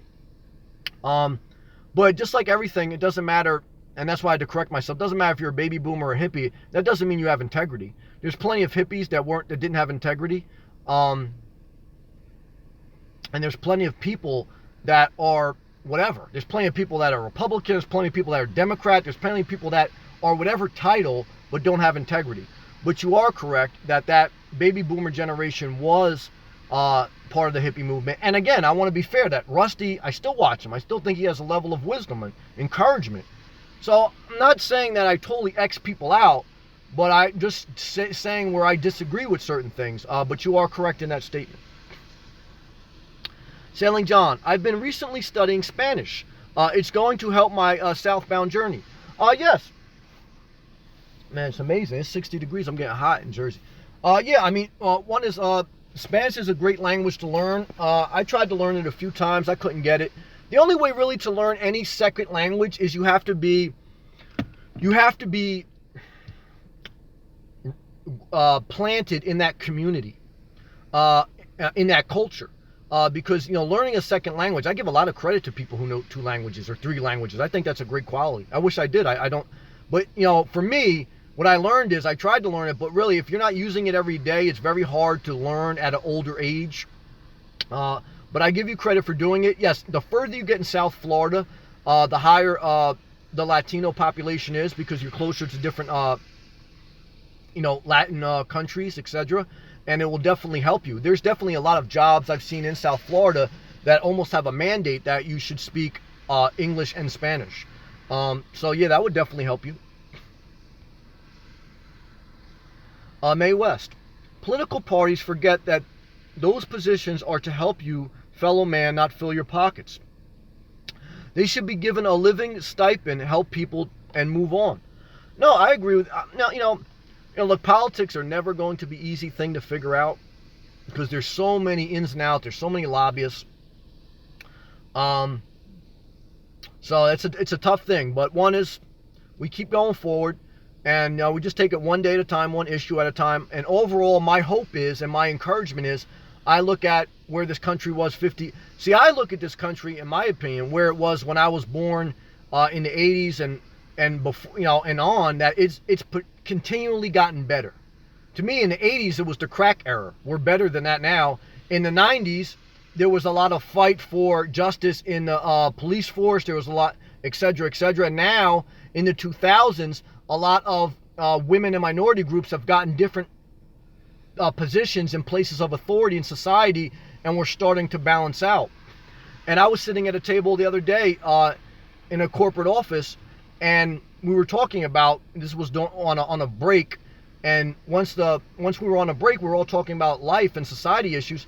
And I said, look, the encouraging thing is, I was basically surrounded by just a diverse group of people, women, different ethnic cultures. And I said, look, the good news is 30 years ago, this whole table would just be white males. It would just be white men. And now, 30 years later, we have women, we have different people from different countries. And to me, that's a good thing. Why? Because, you want everyone to have an equal shot. That's what this country's about. Equality. That if you work hard, that if you have a good attitude, if you, treat people right, and if you do the right thing, you have just as much opportunity as everyone else. And if we're being honest, that wasn't the case in the 50s and 60s. Didn't matter if you work hard. Didn't matter if you had a good attitude. You didn't have, if you were a woman, if you were a minority, you didn't have the same opportunities. I mean, we can't be foolish to say that it was otherwise, but we can be hopeful and to say it is even more so today, and we continue to go forward. Ray, how you doing, brother? Get the app called RV Parky to check Walmarts. Thank you, Ray. I never heard of that app. I'll have to check that out. So, Edison Eagle, check that out too, to check the Walmarts. Milano, hey Sammy. Hey Milano, how's Miami, brother? How are you? Good to see you, Milano. And Milano, and Ray says Walmarts are starting to ban parking. I would agree with that, Ray. I have seen somewhat of that. Definitely in Florida, I saw that. Some of them are, and I understand that. So, like I say, there are other avenues to go. Even if you had to pay for a campground fee, again, it's still a lot lower than rent, and it allows you to live the nomadic life. Rest stops are still available for one nights for a certain time period. And I put on the table too, look, if you have a friend or family member that for one night here and there, you stay in their parking lot or their property, not long term, but that's fine too. Or even if you want to have the option to rent someone's driveway or to rent someone's garage. There's plenty of people that rent out garages, and you can legally park your car in there and still be cheaper than renting an apartment. So again, there's abstract and there's different ways to do it. It doesn't just have to be a Walmart. But that's a good point. And yeah, I mean, that may happen where, Walmarts restrict that, but there's still different options. Good points. Milano says, Milano says it's 74 degrees in Fahrenheit in Miami. Well, God bless you, Milano. You know, I always enjoy hearing from you, brother. And I may go down to Florida again in February. I was talking to different people at my job today to see if that's possible. And thank you for telling me. Yeah, it's like I say, it's very warm today in New Jersey. It's going to be colder tomorrow, and then as we proceed in the tri-state area next week, and maybe even snowing again on Tuesday. But thank you, brother. That keeps my vision, and that keeps me inspired about my vision for my life to be mobile and to go down to Florida in the winter. And I'm not there yet. I'm closer than I was last year, and I'm just keeping my vision close. And I'm thanking God for another day healthy. I thank God for my blessings, and I'm just going to continue to, that's my dream. That's my vision. It doesn't happen overnight, and I'm not there yet, and it's never going to be perfect, but thank you for sharing, what it's like right now in Miami. That inspires me. Like sometimes people say, oh, don't tell me what it's like here because it makes me jealous. I don't get jealous. One is I get happy for people when they're enjoying their life, and two is I use their happiness as an inspiration for me. Like Milano makes me happy when he tells me it's 74 degrees in Miami, and that inspires me to continue to push forward. So that's the type of people I want to be around, and that's what inspires me. Joe, please excuse my English. No problem, brother. I'm from Haiti. I hate Trump. I think he's a smelly a-hole and ain't shit country. By the way, you have a beautiful lips, and I would love to smooch. God bless you. I understand what you're saying, Joe. And thank you, and God bless you. Keep it positive and keep moving forward. God bless you, Joe. Thank you. Very nice of you. Milano, Spanish girlfriend. Yeah, Spanish girlfriend. Yeah, I've dated a couple Spanish ones. I really dated a couple of beautiful Puerto Rican girls. I love the Puerto Rican culture. I mean, I love all cultures. I'm Italian. I've dated Italian. And it's all relative. I mean, I met bad Italian girls. I met bad Spanish girls. But one of my first love was Spanish. I like Puerto Rican girls, but I like all girls. I like all people. To me, it's like, I just like overall positive people. Like Joel Osteen's positive, but would I hang out with him? Probably no. So that doesn't even mean that I'm definitely going to chill with you. But look, I mean, I don't necessarily, I just just try not to be like a super asshole. That's like my standard. We all have faults. I know probably some people look at me and say, this guy's an asshole. But I really do try to be fair. I mean, I know you only see a side of me on YouTube, but like in real life, like I really try to make sure I at least treat people fair. And it's, even then, still people ain't happy. But Milano, easy. Ray, most of the Walmarts in Florida have banned parking. Oh, I totally agree with that, Ray. When I was in Florida, that's what I saw. When I did a live feed from Florida, that's what I was saying. I had to go to a campground, and I had to move around a lot. There's different campgrounds, and there's different preserve parks that you have to go to, basically. Yeah, Walmarts don't allow it. Ray's right on that. Sailing John. After Florida, I plan and hope to go further south. Well, that's a good plan, too. There's the world is a beautiful place. I mean, go down to Brazil. You can go down to South America. That's South America. You can go all over the world. There's so many beautiful parts. For me personally, I don't have a desire at this point in my life to go outside the United States. As far as different traveling, but I follow some Nomad channels that they just got back from Spain and different parts of the world. So it's look, define your life and define your journey. It's different for all of us, but that's good, John. Thank you for sharing that. Thank you for defining your journey. May West, sailing. Do you have to use your passport when sailing around the world, or is there marina laws? I believe like a maritime laws. That's a good question. I don't know that. NDC troll or Joel? Oh, Joe's a troll. God bless him. Wrong channel. God bless Joe. It's hard to say who's who. That's all right. It's all love. I don't care. Thank you, God. Thank you, Meadow. Thank you, NDC. Thank you, Sailing John. Sailing John, yes, passport, things easier. May West, you are not a jackass. And then the Ghostbusted thing. God bless you, mate. No Man's Land. What do you think about welfare reform?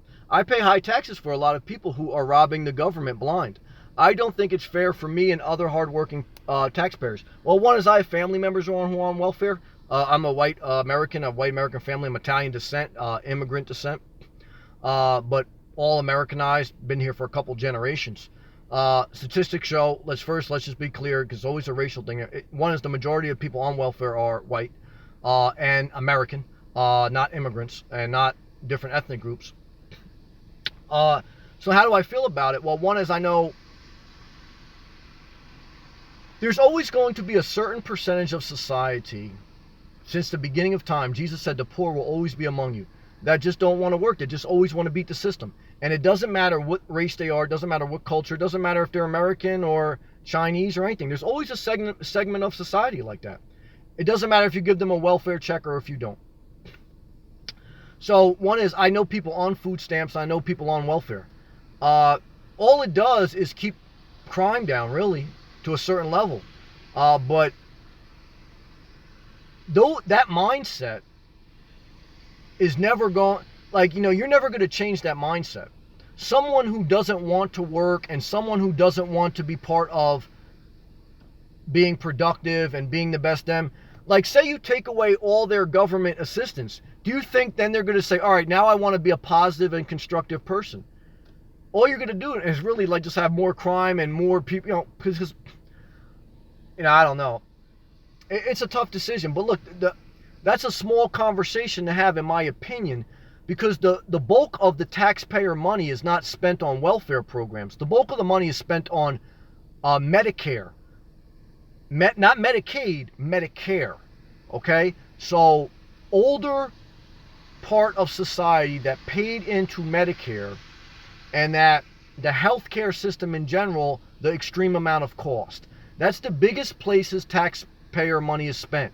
The second biggest place is government defense, military, etc., etc.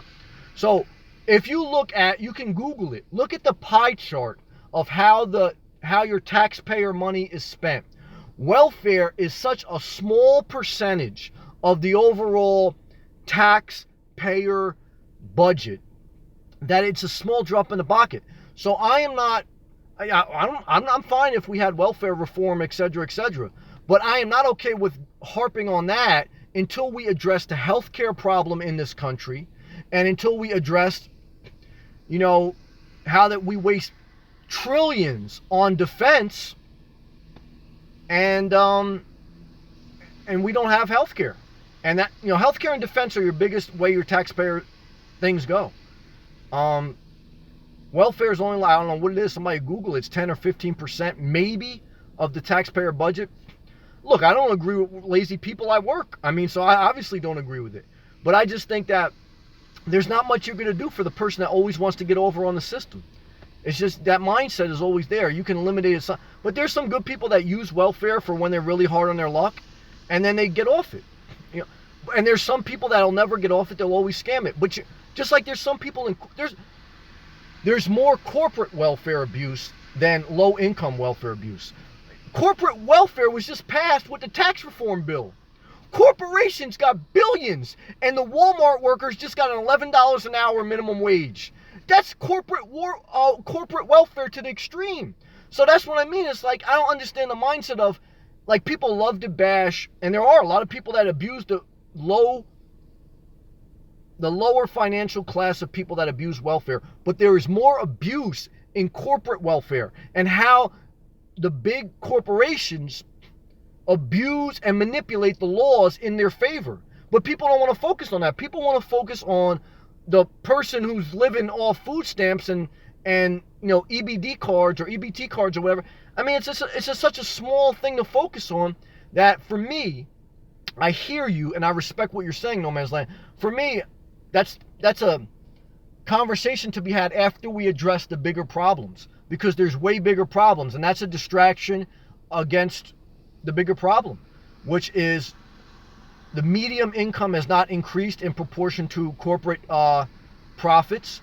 And with regards to tax reform, etc., corporations continue to get a break. Minimum wage doesn't go up.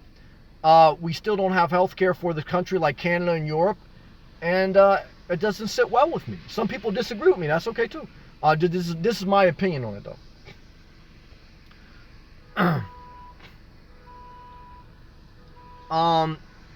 Sailing John, boat is USCG documented.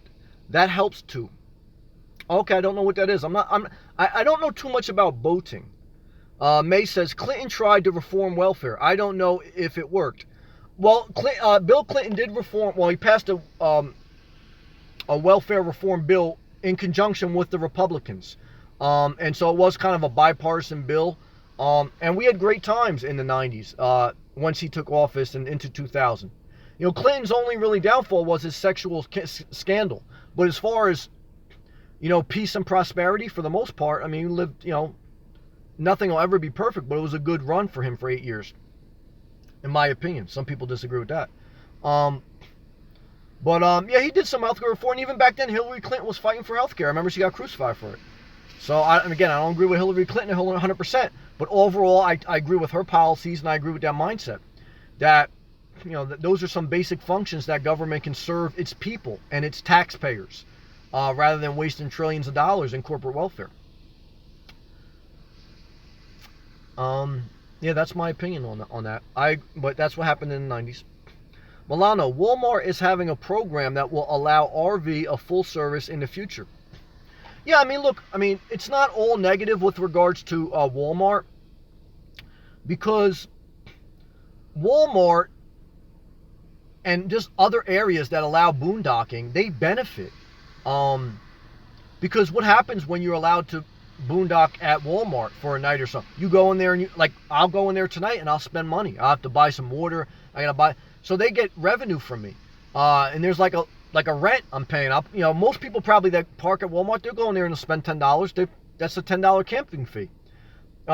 Most people that go to what's it called, like the Barrel Crackle or whatever, some restaurant that allows you to do that. So, you know, I mean, same thing like with BLM land. I mean, why do the government allow that? Because it drives people to go to a certain area. And when you drive to an area, what are you going to do? You're going to fill up your gas tank. You're going to support a local business. You're going to buy from a Starbucks. You're going to go into a Walmart. You're going to go into a grocery store. And even though you're not paying rent in that area, you pay a tax by going into those stores in that area and by boosting their economy.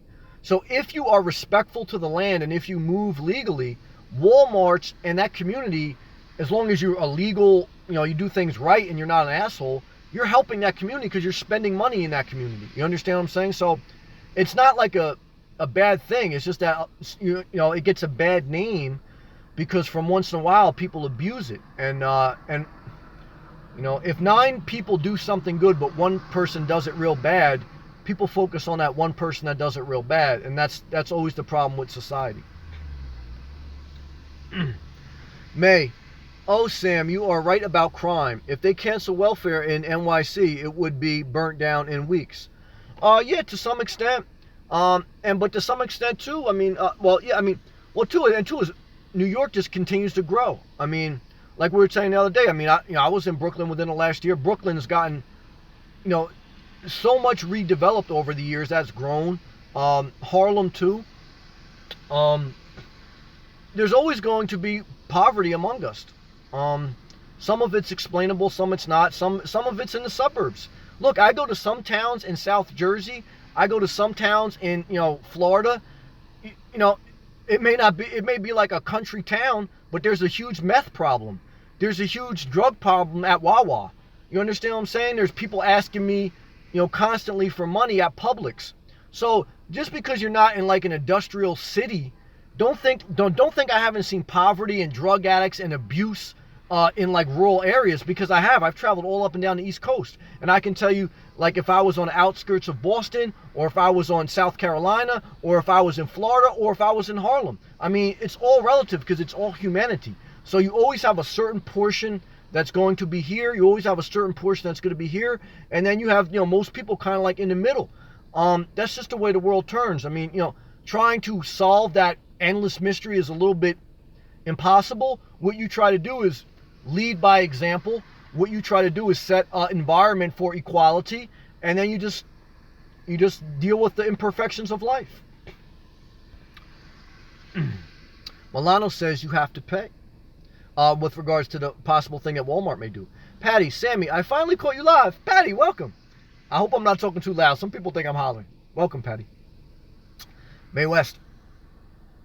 Sam, do you go to group events like bowling or happy hour? No, not anymore. When I was younger, I used to do group events, and I really didn't like it then. I just did it because I was younger. But I don't do that. It's not my thing. I like to spend most of my time by myself.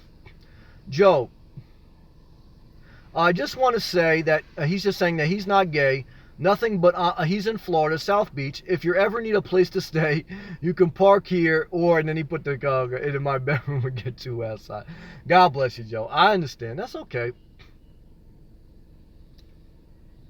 That's okay, Joe. NDC.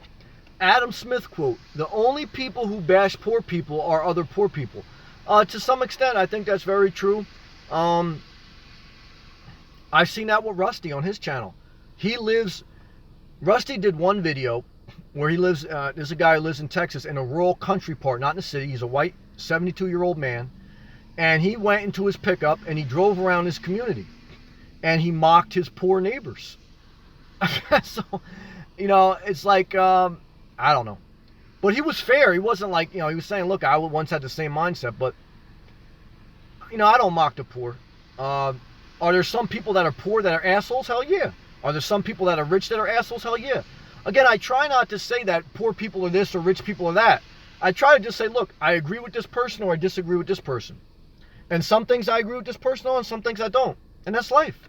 Doesn't matter if you're poor, rich, or in the middle. Everybody's just like, some good, some bad. Some people are real bad, some people are real good. And everyone has their own opinion, and you never make everyone happy. So that's a very tough part about society, because there's so many people and there's so many different opinions and perspectives. But I do believe that, again, 90% of people are decent and good, all walks of life, all faiths, all races, all cultures. The problem is 10% of people that are really jerks. They really make a lot of vulgarness and hurt that puts a stain on people's mind. No Man's Land. I understand, but it's not cool that they take our taxes to cripple the minds of people. I understand your perspective, No Man's Land, and I respect you. I respect everything you've added to this chat. So I hear you. Both of our voices are part of the conversation. I'm not trying to talk over your voice. I'm not trying to say I'm the only voice. So yeah, it's a comprehensive conversation that the entire society needs to have, and this is part of it in a small way. So I hear you, and your voice and your opinion is well noted. Respect and love to you. May West. Yes, Sam. Live sessions are fire. And then she gives a lot of fire emojis. Thank you, May. I appreciate you. Christopher. Sam, do you think that people who get food stamps or any other public assistance that taxpayers are funding should be drug tested and put into work programs? Well, I definitely think they should be drug tested. But what I've learned, one is I have family members that are on food stamps and that are drug addicts and that are in poverty. And I've had a nonprofit and I've worked with the homeless people and that are in poverty. Poverty, being addicted to drugs, and not working all ties into, it's all part of a cycle. But again, in my opinion, I've no problem about being drug tested. So I agree with you on that point. I have no problem about work programs. But there's just a couple caveats. One is the biggest drug dealer right now is Walgreens and CVS. So if there is outrage on anyone who gets welfare has to be drug tested, I am for that. But then we have to say, so I would agree with you that if we want to say anyone who would test for a drug such as heroin, etc., that's on welfare, they can't get welfare. But then we would have to say that anyone who is prescribed a drug from Walgreens for antidepressants cannot have a gun license. Anyone who maybe is on antidepressant drugs or painkillers can't be a manager, because these are mind-altering, body-altering drugs. So there are drug addicts that receive government assistance, but there's also drug addicts that work in society. Now, and we We give tax breaks and incentives to corporations that sell legal drugs, the big pharmaceuticals, etc., etc. So I would say in parallel, I would want to do a bill that addresses both the abuse of people taking drugs on welfare, but then also the abuse of corporations who pay less taxes than the middle and lower class, but that sell poison to the community. Chick-fil-A is poison, in my opinion. I mean, it's just like, but I'm getting way off track. Would I agree with you that drug testing for welfare, I don't have a problem with it, but then just be mindful of if what's a person going to do then? Do you think if they don't get welfare, well, again, just look at the pie. The pie of welfare is like 10% of less of taxpayer dollars. So again, we're focusing on the very small part, and we're neglecting, healthcare costs and military, etc. So we're taking our eyes off the bigger piece of the pie. But to do that, we're saying now we want to take away $200 a month, whatever they get in food stamps, and they're drug addicts. So now, do you think if you say, all right, I'm taking your $200 away a month, do you think they're saying, all right, well, now I'm going to quit drugs and get my life together? In my experience, in dealing with it in my family and in real streets, in real organizations, it won't happen. You'll just have more crime, in my opinion. It's my opinion, but I'm not saying that you're wrong. But I'm just saying that's a percentage of society that you're always going to have to deal with. And it's always been like that since the beginning of time. So, and it makes me think. I mean, I'm trying to be thoughtful about this and not just... I'm not against it. I mean, I have to get drug tested, to be at my job and work in my capacity. So, look, I'm not against it. But I'm trying to really think deeper into it. It's a real deep conversation, and that's really a small part of it. But I would not be against drug testing. And most of the people that I know that are on food stamps, they're not on hard drugs, they're on prescription drugs. Prescription drugs are really the new hard drugs. Who sells prescription drugs? Corporations.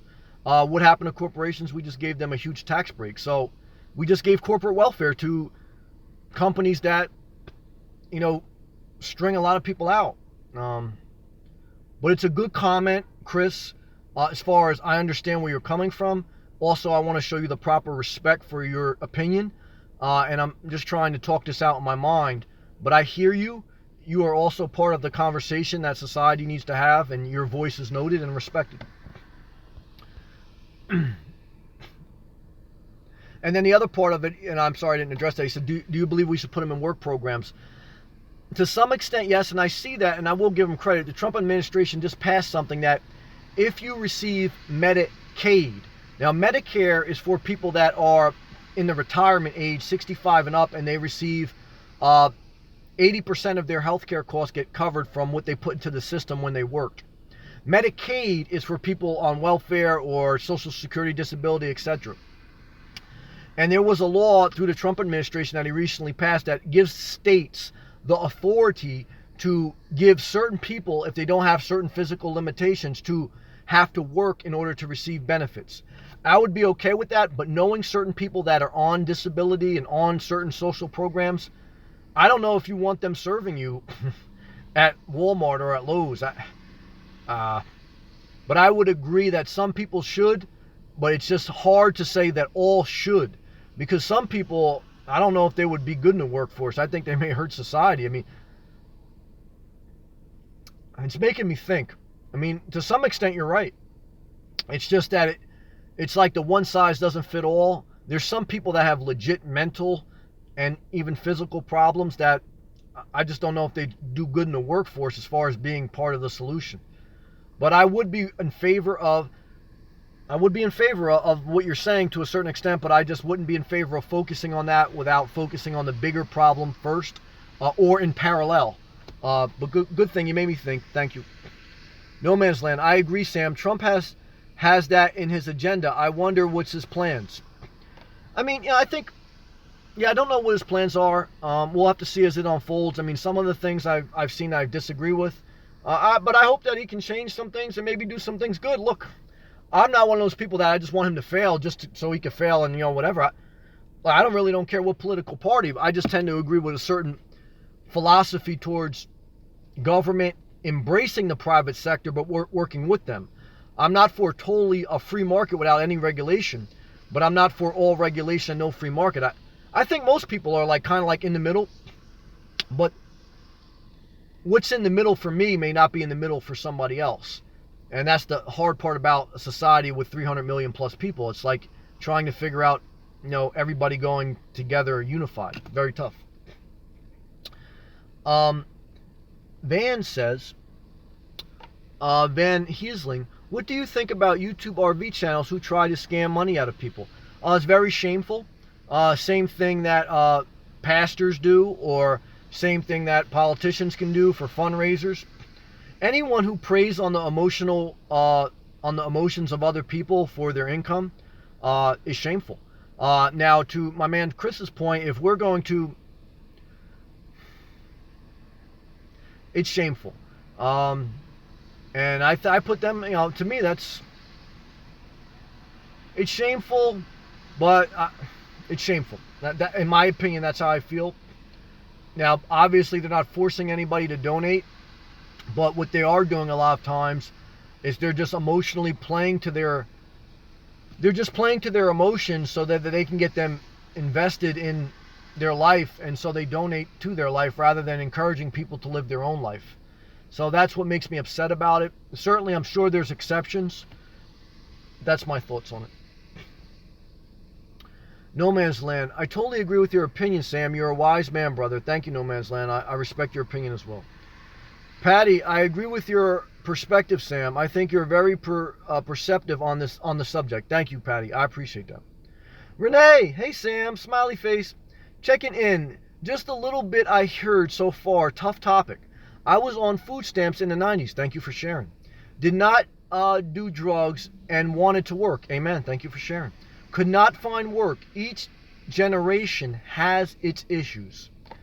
And that's what I mean when you have a healthy environment where everyone shares their voice. Renee just shared a powerful comment, and that comment speaks for itself. I'll read it one more time and then I'll move on. I'm not going to add to her comment. Renee says, hey Sam, checking in. Just a little bit I heard so far. Tough topic. I was on food stamps in the 90s. Did not do drugs and wanted to work. Could not find work. Each generation has its issues. Thank you, Renee. Sailing John. It's going to be a strange day when recreational weed is available in New Jersey. Wow. Yeah, I mean, that's an interesting subject too. I'm not really passionate either way. I mean, weed is what it is. I did some when I was younger. I just think it puts you around the wrong environment and it doesn't benefit you, but it's part of adolescence, so I'm not begrudging people who want to experience it. But yeah, it'll be interesting to see how it evolves. Again, I still believe federal law prohibits the use and the sale of marijuana. I believe some states have their own law that passes it, but there's a dynamic there that still hasn't been totally ironed out. Patty, there will always be people who take advantage of the welfare system, but I believe the truly poor should not be punished for the abuse of these individuals. I agree. It's very similar to Walmart. I believe as far as like RV park, I'm trying to give an example. 90% of the people that go to Walmarts or that go to like public rest stops, they respect the area, they abide by the laws, and they move on. 10% people start to think like that's their house, and they abuse the privilege, they abuse the right. Same thing with corporations. I think 90% of corporations are good. I think 10% abuse it. So I'm not anti-corporation. Again, it's like I think 90% of most entities and most things are good. The problem is it's always the 10% abuse that people want to focus on. And so we just have to be mindful that we don't allow that 10% to make us cynical, negative, and lose focus on the bigger surrounding issues that we can affect change on that would help the vast majority of society. So excellent comments, guys. Thank you everyone for sharing. Appreciate everyone. Have a positive weekend. Be yourself. If you fall, get up. If you make a mistake, get up. We all fall, we all fail, we all have shortcomings. And I wish you a peaceful night. God bless you.